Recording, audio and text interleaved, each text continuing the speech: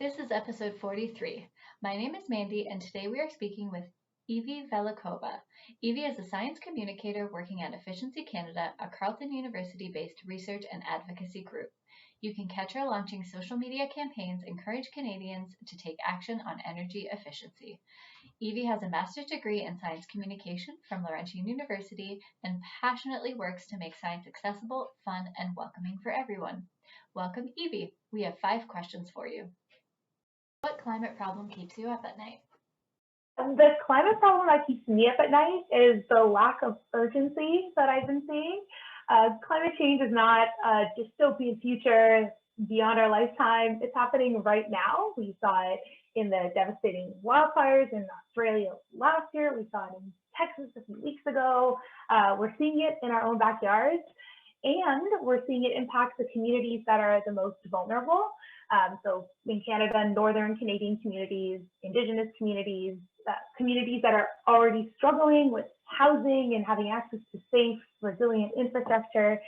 The first declaration of a climate emergency was in December 2016, and since then there's been 1,800 local governments in 33 different countries also declaring a climate emergency.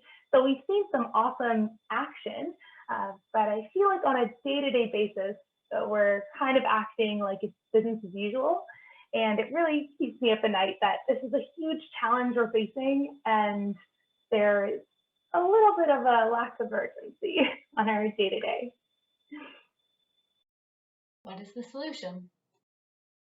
Every day, most of us wake up and we go to work, and that's where we spend much of our time.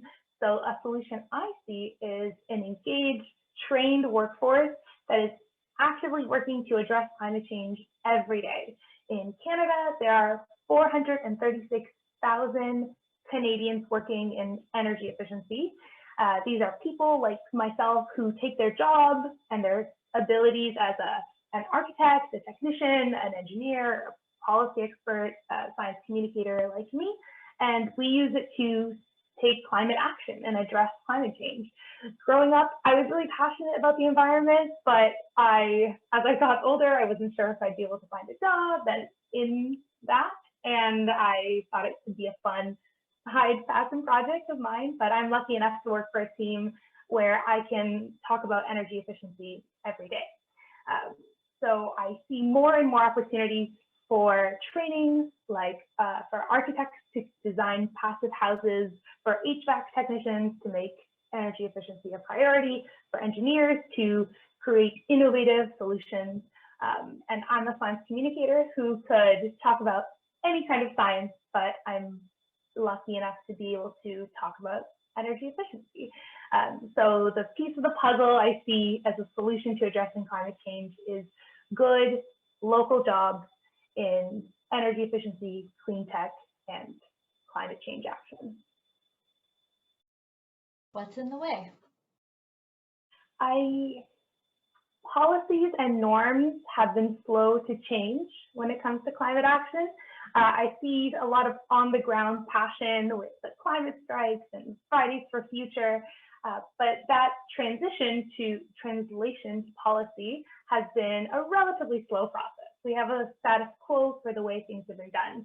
Most of our vehicles are gas powered.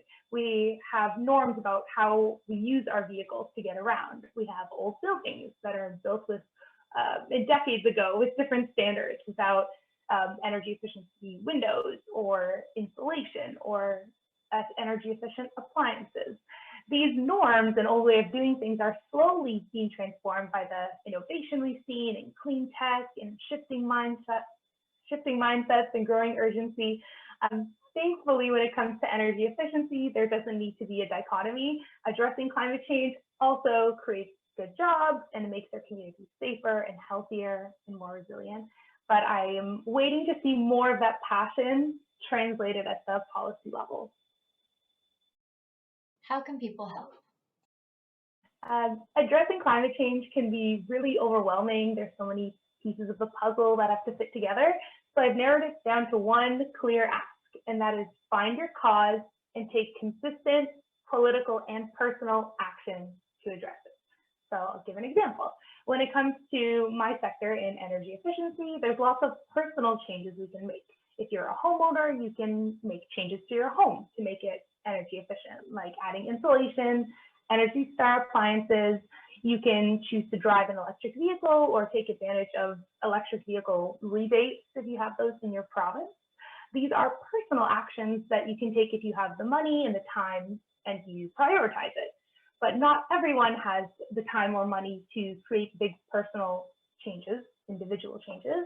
For example, 20% of Canadian households face high energy burdens, and renters may not be able to choose what kind of appliances they have in their home. And that's where political action comes in. You can see the impact of meeting with your representatives so that the changes you want to see then become policy and can be seen across the board without you personally having to create big investments just as an individual.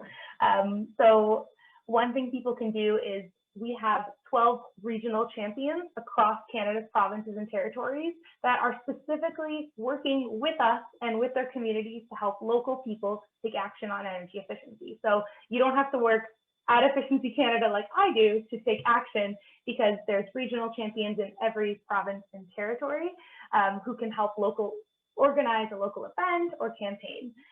These actions create collective change, policy change, which can then create that action, create that change we want to see. I work in energy efficiency, so that's the example I can give, but this could also work for food waste or single-use plastics or slow fashion and textile waste. If you find your cause and then consistently take personal and political action to address it. What is the good future? The future that I see is diverse, inclusive, and accessible. It's extremely important to me that the benefits of climate change are not just for those who can afford it, but for those who need it most. So addressing climate change requires racial justice. It requires physical accessibility. It requires Indigenous sovereignty. I see the future as organizations like Empower Me, which is a team we work with that ensures energy education in multicultural, multilingual, and vulnerable communities. I see the future like our energy poverty campaign, where we advocated for low-income energy efficiency as being part of the federal budget, the upcoming federal budget, so that everyone can have access to energy efficiency. That is the future I see. I'm a big fan of sci-fi, and in sci-fi, we have an imagination for innovative transportation. People can work in giant greenhouses. And we brought back extinct species, and we're living in long-term sustainability with nature. And we imagine that kind of future because we want to see it. And while we don't have vibranium to build that future, as far as we know, we can work towards a good, just, healthy future for everyone. Thanks again for joining us today, Ive. Before we sign off, we have asked our guests to share one last interesting Enviro fact to ponder, and here's what Ive wants you to know. 20% of all Canadian households face high energy burdens, spending more than double the Canadian median on home energy needs as a percentage of income.